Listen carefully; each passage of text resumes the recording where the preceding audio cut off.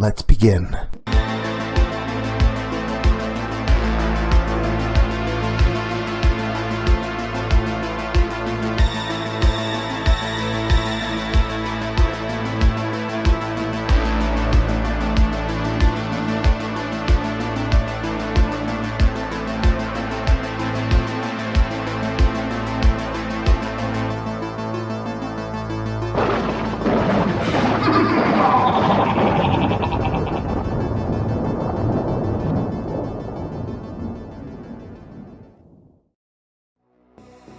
Hey there, scary story fanatics. Welcome back to Cleaving Thought from Bone with your host, Sociopathic.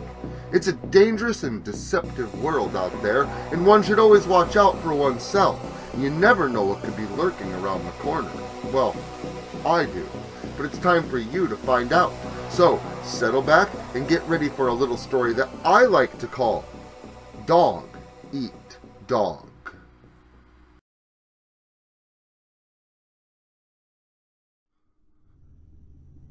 I'm not sure where to begin.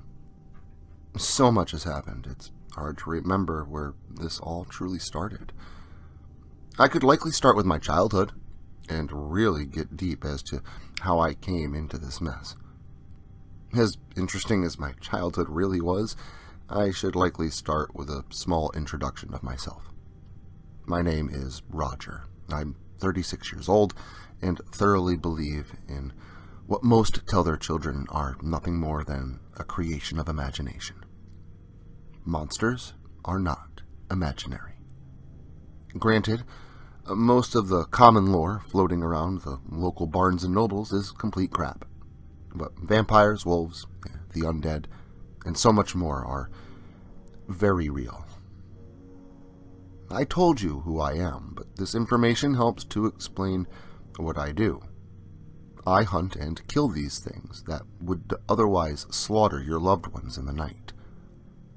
You probably don't believe in them at all, but I assure you that they believe in you, and regard you as little more than cattle, a food source to satisfy their cravings for human flesh and blood.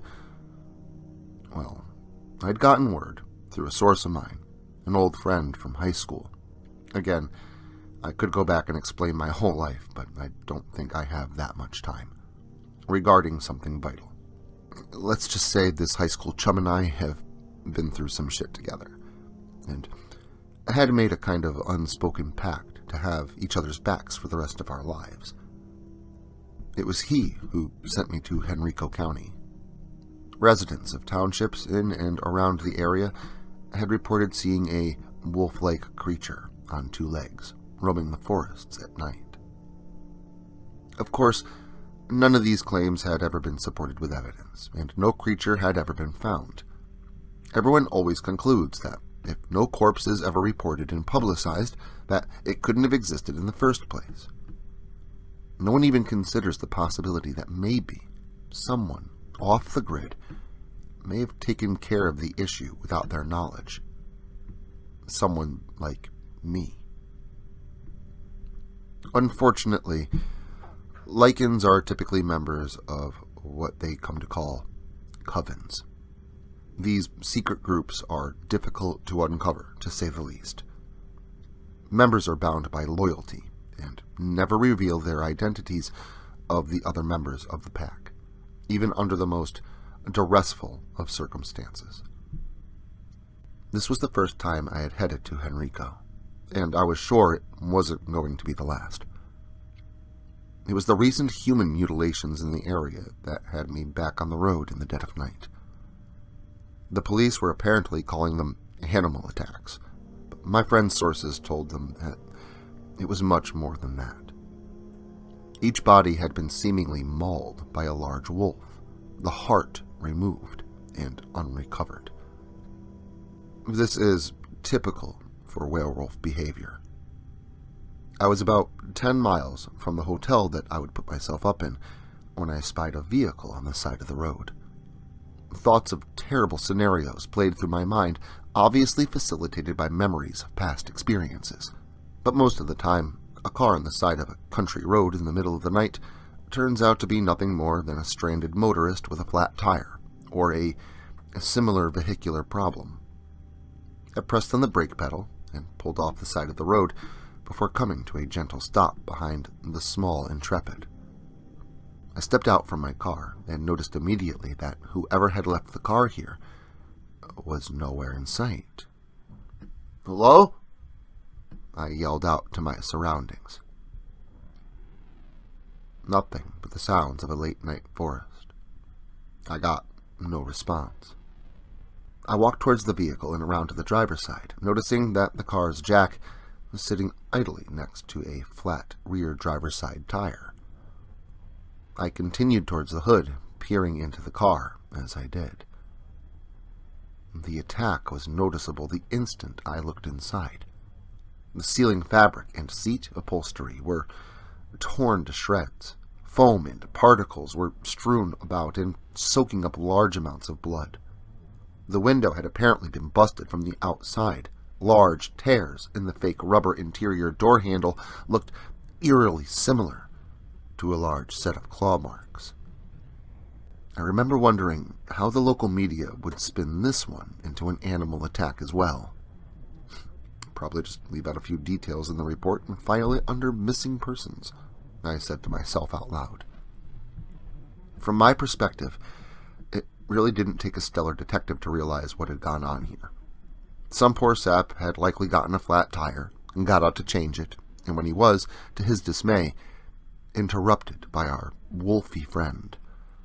The poor soul probably tried to futilely secure themselves in the car, leaving the jack on the ground outside when the monster smashed through the door like a piece of cardboard and ran off with his feast.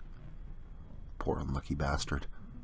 Modern-day television shows and movies depicting people fighting off various human-consuming monsters with a plethora of gear and rules tend to get it all wrong.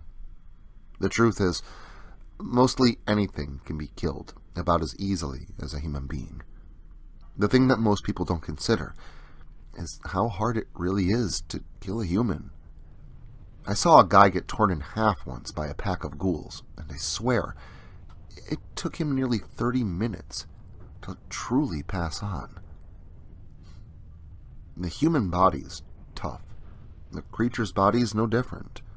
This is likely the single fact that caused tales of these creatures to be accompanied by elements of immortality. Nothing is immortal.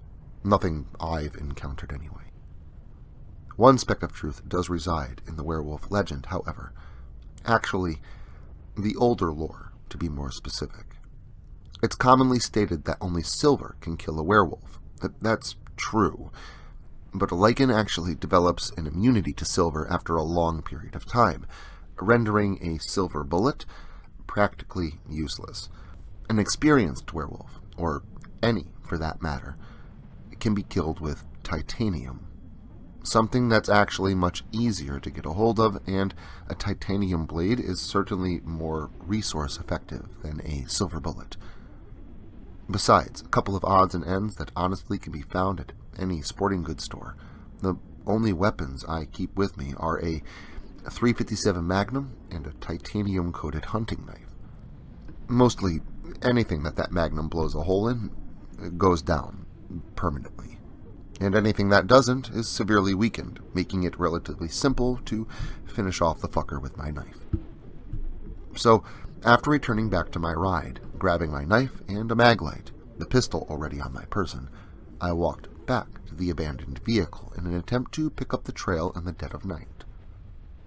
The moon was only half full, and the sky cloudy, making the light of the flashlight all that much more necessary. Werewolves don't need a full moon.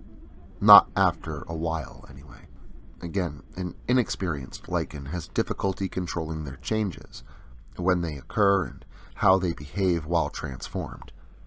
After time, they apparently learn to harness the ability and gain complete control. With practice, I imagine. This means a lichen can shift whenever they choose. There weren't any footprints or tracks in the tall grass on the passenger side of the smashed-up car, but a recently bushwhacked trail was instantly noted. I had immediately identified which direction it had been headed off into and traipsed off into the forest beyond to follow. I was doing my best to stay as stealthy as I could, and my best is pretty damn good. Wherever this one was, I was sure at this point it was much less aware of me than I of it. The broken branches and scrapes in the forest floor continued. I must have followed the path for nearly half a mile. I heard a loud snap, and then the sound of someone screaming in pain. I wanted to run in the direction that I had heard the scream resonate from, but I knew better than that. Quickly turning off the flashlight, I replaced it with the Magnum and started creeping forward into the black. The wind shifted around me as I attempted to adjust to the now invasive darkness. At first, all I heard was a rustling about 30 feet or so away, but as I moved, the sound got closer, signaling it was I moving closer to it, rather than the other way around. My eyes were becoming more attuned to the dark now, and I was gaining focus on something on the ground that seemed as though it were out of place with natural surroundings, now less than 10 feet away. My assumptions were substantiated when the odd mass rustled leaves upon which it was laying and let out a mournful, pain-filled groan. I had surely found the driver of the abandoned vehicle. The monster, which had been feeding on it, must have sensed me when the wind had shifted, having a nose as sensitive as a dog's. I bent down to help the man, turning on my flashlight beneath my shirt so as to dim it enough to avoid detection, but allow enough light to allow me to take an appropriate look at the victim. His left leg had apparently been broken in two, the bone protruding through his denim pants, covering it, and the flesh beneath in blood. I whispered to him, telling him that I was going to get him out of there. He lifted his head with a struggle to look down at the wound. The man began to sob and cry out in pain. I would have told him to be quiet, but I honestly was hoping he'd lure the thing back. I inspected him further in the dim glow to find his shirt shredded and a few deep claw marks on his arms. No bites. I looked around after switching the mag light back to the off position and listened for anything that wasn't the wounded guy at my feet. Nothing.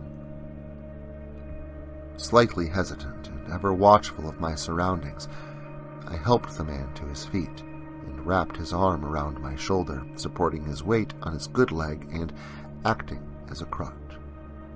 He was screaming now, and I began asking him to do his best to be quiet, as I would now be at a slight disadvantage in comparison to a few moments before.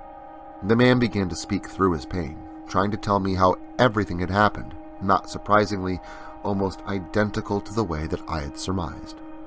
I asked him again to be quiet, when he turned to me with a smile. His grip on my shoulder increased to that of a mechanical vice. It was when he flung his broken leg with his body weight, snapping the bone back into place and then standing on it, like he had only cracked a knuckle, that I realized what was going on. Somehow, the man at my feet in the woods had already been a monster before having been attacked. Something was wrong with my first assumptions. His story was certainly a lie. I asked no questions and pulled the gun around to greet his face when he grabbed a hold of my wrist, breaking my arm with no more effort than one would need to snap a small twig. Only now, starting to taste real fear. The adrenaline pushing back the pain. I went to grab a hold of my knife with the only hand that I could when I felt another strong grip grapple my arm and hold it in place. I turned only in time to see the gaping maw of a second werewolf behind me, its mouth stretched open wide, teeth sharp, yellow, and stained blood red. Breath that could gag a ghoul. With no time to react, combined with the inhuman strength of his restraint, its teeth sank deep into my neck. I knew I was done for. It would surely tear me apart, and both would feast upon my innards. In the back of my mind, I always knew that this day would come. But I was wrong yet again. As the burning sensation grew beneath the skin in my neck, I felt the monster's teeth and grip release me, allowing me to fall to the forest floor. Transformations are fast, but it truly is an indescribable process. The pain is unimaginable, and I could feel pieces of who I was being torn away. I gripped my fingers into the earth below me, gasping for breath, bringing in leaves and dirt into my mouth. I wanted so badly to stand and kill them both. I'd rather they tear me to shreds than become what I've sworn to destroy. The force of the disease proved too strong, requiring me to remain at their feet as they divulged a speech I honestly didn't need to hear. It was a setup. The whole fucking thing was a setup. I said I'd done this before, taken down Lycans in the past. These members were of that same coven and had baited a trap for me, or any other hunter that happened to show, I imagine. Time's up. It's been nearly 2 weeks since that night, and the moon will be full tonight. I'm planning on taking my life before I take anyone else's, but I fear the urge for human flesh has become too strong. If you find this, it's most likely I've succeeded, for if I am to fully lose my humanity, I will likely return and destroy this telling. Either way, if you're reading this, run at the sound of every disturbance in the dark, or the eyes you feel upon you in the forest. Because if I happen to turn and keep these writings with purposeful intent, I'm likely using it as bait and stalking you, my prey, right now. Well, that just goes to show you, as soon as you think something's one way, it's bound to be another, and bite you right in the ass. But don't let next weekend sneak up on you. Make sure to come back again for more gore galore. And until then, make sure to like, share, subscribe, and turn on notifications, so I can catch you all again next Saturday.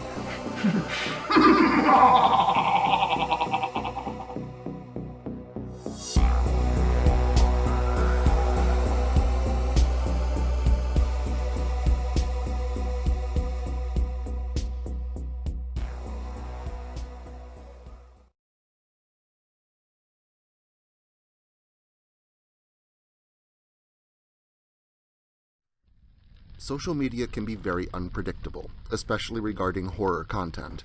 If this content gets removed, all new content will be simultaneously presented on various websites provided in the description to this video.